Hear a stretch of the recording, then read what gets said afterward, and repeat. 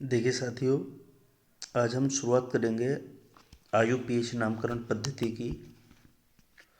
और इसमें हम जानेंगे सबसे पहले कि हाइड्रोकार्बन यौगिक क्या होते हैं। ठीक है, वे यौगिक जिनमें केवल हाइड्रोजन और कार्बन उपस्थित होता है हाइड्रोकार्बन कहलाते हैं। जैसे मेथेन CH4 है, एथेन C2H6 है, प्रोपेन C3H8 है। और भी होते हैं जैसे एथाइन C2H2 होता है, एथीन C2H4 होता है। ठीक है, आगे देखोगे क्लासिफिकेशन ऑफ हाइड्रोकार्बन, यानी कि हाइड्रोकार्बन का वर्गीकरण। संरचना के आधार पर ये दो प्रकार के होते हैं। पहला है एलिफेटिक कंपाउंड्स या ओपन चेन कंपाउंड्स, यानी खुली श्रृंखला वाले यौगिक। देखेंगे इस प्रकार के यौगिकों में उपस्थित कार्बन एटम यानी कार्बन परमाणु की सभी श्रृंखलाएं खुली होती हैं। जैसे ब्यूटेन है, ब्यूटेन की श्रृंखला क्या है? CH3 CH2 CH2 CH3। ऐसे ही प्रोपेन है, ऐसे ही एथेन है। मतलब इनके कार्बन को अलग अलग किया गया है। बेसिकली इसे हम ऐसे भी लिख सकते हैं 1 2 3 4 C4 हो जाएगा। H कितनी है इसमें? 10।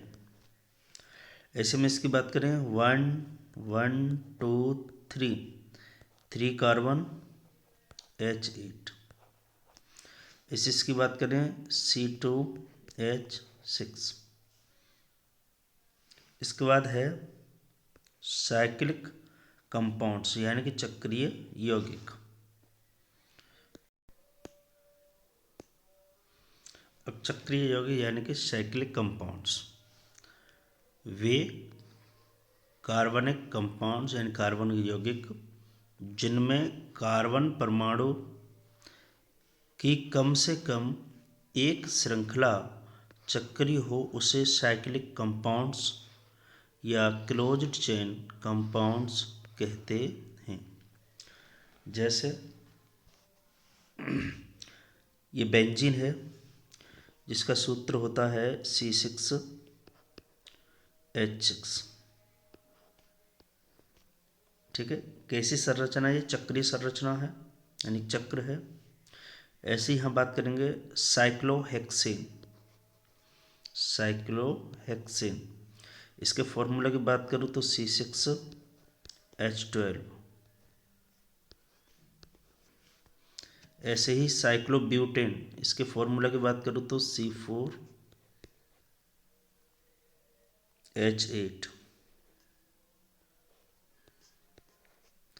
इसके अतिरिक्त पिरीडीन भी होता है, जिसका फॉर्मूला C5H10N होता है। जिसकी मैं संरचना की बात बता दूँ तो ऐसे हो जाएगी इसकी संरचना C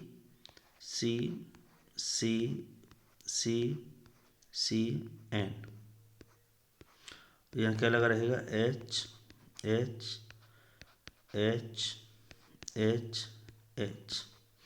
किसकी संरचना है? पिरीडीन की। इसके अतिरिक्त होता है पिपेरिडीन। क्या होता है? पिपेरिडीन। अगर मैं इसके संरचना सूत्र की बात करूँ तो C5H11N होता है। मतलब इस नाइट्रोजन से क्या जुड़ जाता है? एक H आके जुड़ जाता है। इसे बोलते हैं पिपेरिडीन। और यदि यहाँ पर H नहीं हुआ तब ये क्या कहलाएगा? पिरीडीन। ठीक है, आगे देखेंगे चक्रीय हाइड्रोकार्बन को दो भागों में बांटा गया है। एक तो होता है होमोसाइक्लिक कंपाउंड्स, यानी हम समचक्रीय यौगिक कहते हैं। दूसरा होता है हेट्रोसाइक्लिक कंपाउंड, जिन्हें हम विषम चक्रीय कहते हैं। अब देखेंगे इसमें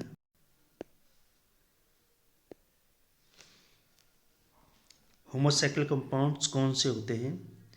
ऐसे चक्रीय यौगिक जिनमें केवल कार्बन तथा हाइड्रोजन परमाणु प्रेजेंट होते हैं, उपस्थित होते हैं, जैसे बेंजीन है, साइक्लोहेक्सेन है, साइक्लोब्यूटेन है। इनमें सिर्फ और सिर्फ carbon atom and hydrogen atom he present हैं। अब हेट्रोसाइक्लिक कंपाउंड कौन होते हैं। ऐसे चक्रीय यौगिक जिनमें कार्बन हाइड्रोजन के अतिरिक्त अन्य एलिमेंट्स यानी तत्व उपस्थित होते हैं, उन्हें हेट्रोसाइक्लिक कंपाउंड कहते हैं। जैसे प्रेडिन, अभी हमने इसकी संरचना बनाई थी कि इसमें कार्बन और हाइड्रोजन के अतिरिक्त नाइट्रोजन भी है। ऐसे ही होता है पिपेरिडीन। क्या होता है। पिपेरिडीन, जिसमें देखेंगे हम कार्बन और हाइड्रोजन के अतिरिक्त नाइट्रोजन भी होता है। अच्छा, मैंने पीछे फॉर्मूला गलत बताया कि पिपेरिडीन का फॉर्मूला होता है C5H5N, ये पिपेरिडीन का होता है। तो मैं आशा करता हूँ इतना समझ में आ गया होगा। इससे आगे का नेक्स्ट वीडियो में मिलते हैं। ओके।